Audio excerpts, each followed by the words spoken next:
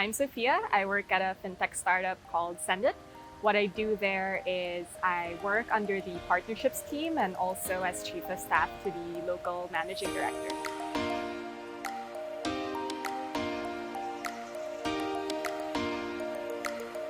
My interests and hobbies, being in La Union, I love to surf, probably why I'm here.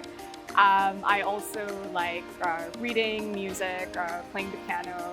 Yeah, some of my hobbies.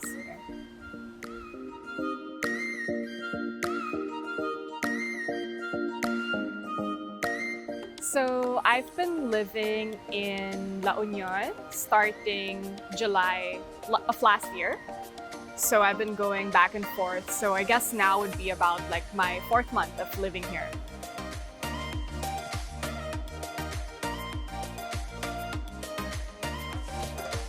Sure. I guess aside from stating the obvious, which is it's a very beautiful place. I love being by the beach. I love that there's just like so much nature here. What really stood out to me was the community that was based here.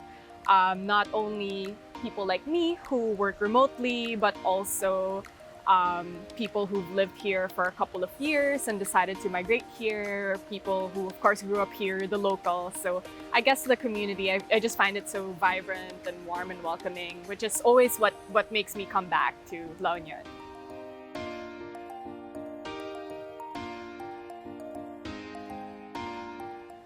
Right. So my typical day here is in the morning. So around let's say about before 7 or 7 a.m. If the waves are good, I try to surf for the first 2 hours of my day. After that, of course, like fix up, try to grab breakfast, get ready for work. So I usually start work by about 9:30 to 10 a.m. And then I continue through the day. I take a break um, just to catch the sunset. That does really help me de-stress. And yeah, like in the evenings, either go back to work or find something else to do here. It depends. Yeah.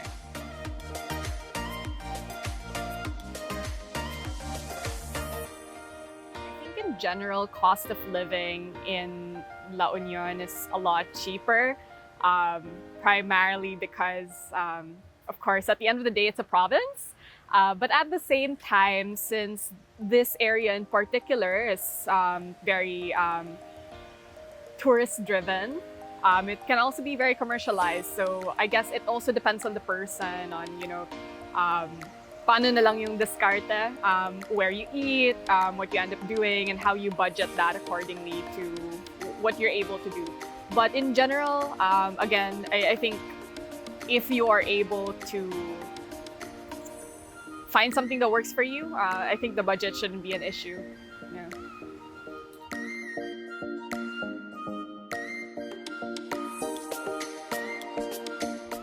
Yeah, so of course, being able to work remotely is a privilege. It also depends largely on the company that you're working for. But if it is at all possible, and I would generally encourage companies to allow their employees to do that, I think it is a possibility, and I think people should at least give it a try.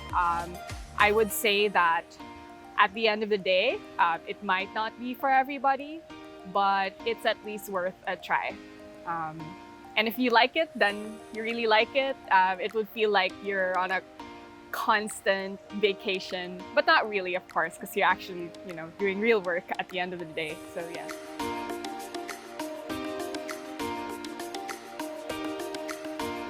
Right. I guess for me personally, the main impact of being a remote worker is the work-life balance that I'm able to achieve here. It was actually one of the reasons why I decided to move here in the first place. I found it so hard to do in the city when, of course, we're living in a pandemic. There's literally nothing to do aside from work. And being a workaholic, that's also not sustainable. So I decided to, move somewhere where I have a little bit more incentive to, meet people, to do other activities. So yeah, at the end of the day, I feel like the impact to me was being the closest to achieving a work-life balance.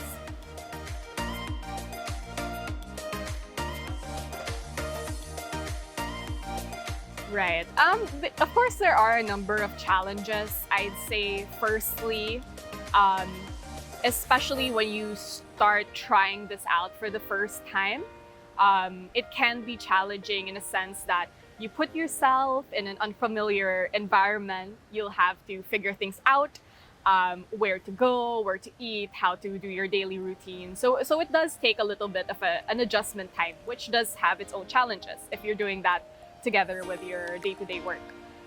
So that's one challenge. I'd say another challenge is um, a little bit of a stigma, I'd say, against remote work. I feel like there are, while it's still being normalized, and I think it's becoming more and more normal now, there are still people who think that because I work remotely, or because there are people who work in places like this, like they're on a constant vacation, which is not the fact. I do work like at least like 50 hours a week, so I don't feel like it's a vacation. But yeah, I think that's something that can be normalized as more people do this. And hopefully, challenges for people who work remotely are lessened over time.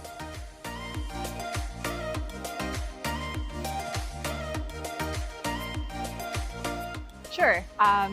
So I guess my first tip is first establishing what type of place would you want to work remotely in. Are you a beach type of person like I am? Or do you like being by the sea? Or would you prefer being by the fields or by the mountains? I think that would be really the first step, so you're able to identify like which place works for you to work remotely. So that would be the first thing. Second thing, once you're able to think about the general place that you want to be in, of course, do your research. Does this place have stable enough Wi-Fi? What's the cost of living? What are the, like the working conditions? Of course, that's really important as well. So doing your own research is another tip. And I guess my last tip is you don't have to always go at it on your own. There are other people who have tried this out, probably your friends, probably other coworkers. It's really helpful to just like gain insights from these people, especially if they've been working remotely in the area that you're targeting or you're eyeing to work remotely in as well. So you can ask them for tips, and I think it will really help you not have to figure things out from scratch and learn from the experiences of other people who've tried it out. And I guess in relation to that as well, there's also no harm in working remotely with other people. You don't have to always go at it by yourself. I find that it's also like really fun to work remotely with, a group of friends or coworkers. So it's also a good like bonding experience.